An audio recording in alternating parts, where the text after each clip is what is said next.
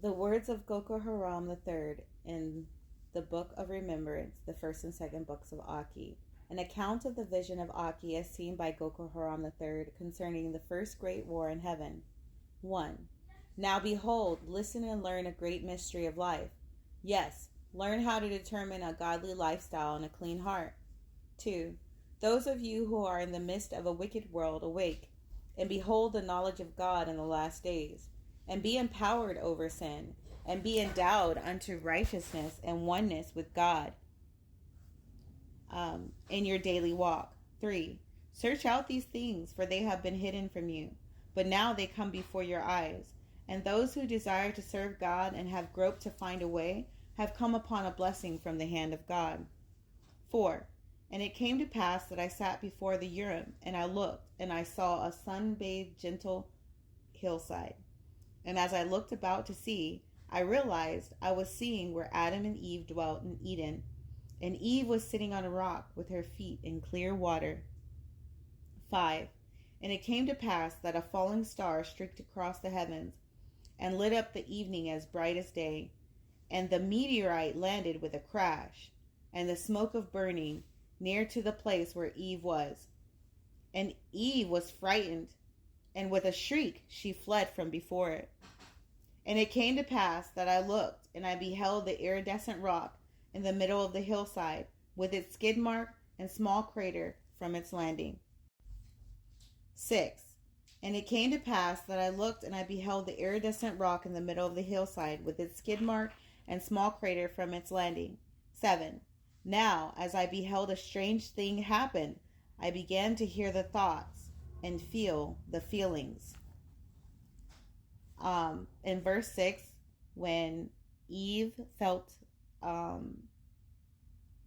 shrieked and fled, that was the first time that she ever felt fear. It says this at the bottom of page 33 in the book of Achee. And it says, of the things in this theme through the eyes of God and their private feelings in speech one with the other were made known to me. And I was amazed, for here in the midst of the presence of the Holy Great One in Elda were rocks and clumps of grass and flowers and bushes scattered about, with a dark multicolored iridescent rock in the middle. And they all knew each other. But the meteorite was a stranger, and the wind and the hill and the stream conversed among themselves. But the rock lay silently dazed at the sudden change that had come upon him. And he intruded upon them, and they felt the violence of his arrival, and all that were there were quiet in his presence. And they held their peace. And it came to pass, 8. And it came to pass that as new days dawned, all could behold his many colors as they shone forth from him, and changed with the movement of the light of God. And after a while the rock stranger spoke to them all. And I could feel that in his heart he felt unsure of himself, and he felt a little afraid and insecure by his travels suddenly coming to an end, as he burst forth into a world that was unknown to him. 9. And I beheld as he felt inferior, and he spoke with a bluffing tone, and he said, I am better than all of you. I am a traveler, and I have wandered the far reaches of creation, and my name is Semihaza, which means my name has seen. For I have seen the wonders that lie beyond. But who are you? You have always just lain here upon this hillside. My mother is a comet, and she travels whithersoever she chooses, and has no fixed course like the lowly sun and stars and heavenly bodies.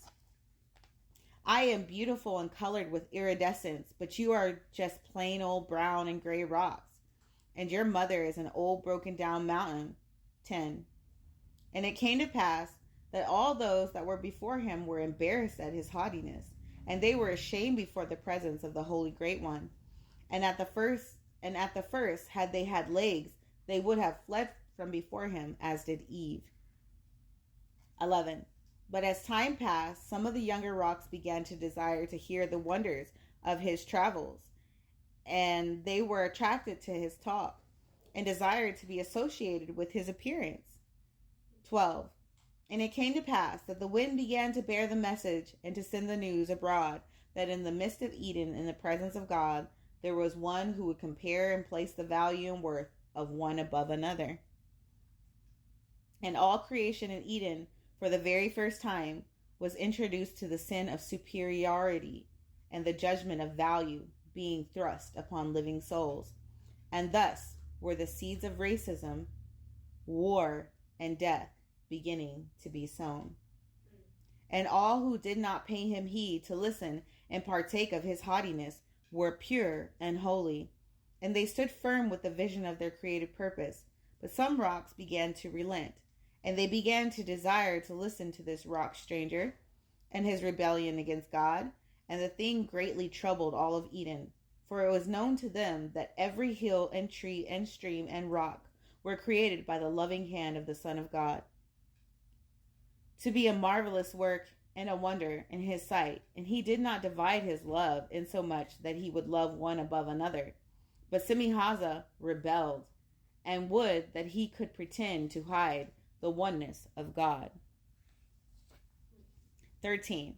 Now understand that what passed between all of these before me were not words that are familiar with man in his temporal state, but they spoke to one another by the power of the feelings of their hearts, that resulted in them receiving life in the day of their creation.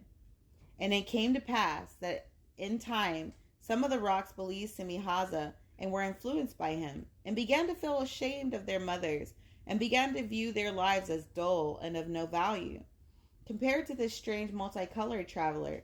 And those who were drawn to him began to ask him to rehearse the wonders of his travels to them, and they began to hold him up as the most important rock upon the hillside, or even in all the regions round about. 15. And it came to pass that those whom he confided in listened to the grand adventures he told, and began to feel superior to all those around them, and chose not to pay him heed. 16. And in the course of those days they became dissatisfied with the visions of their created purpose. And Semihaza said to the rock beside him, "How are you called, little one?" And he answered, "My name is Artagoth, which means the earth is power, for all things are created by the power of the love of God in the earth."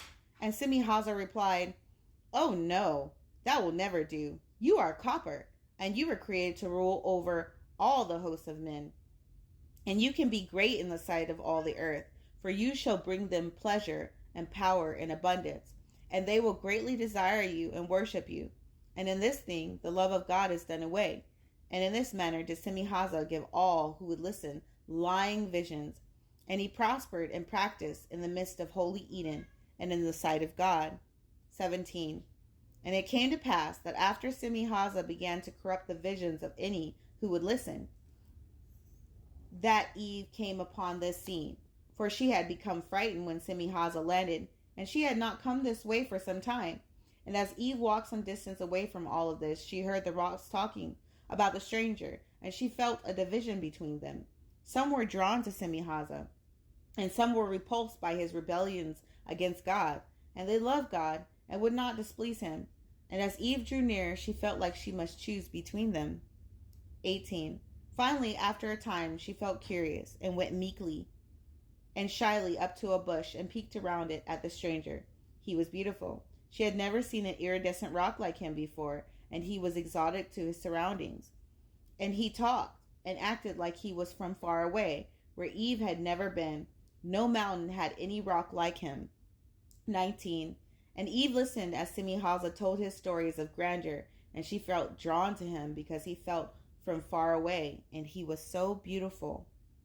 20. These two feelings had never entered the heart of Adam before, and his rib was created to be the feelings of his heart made flesh, and she was afraid.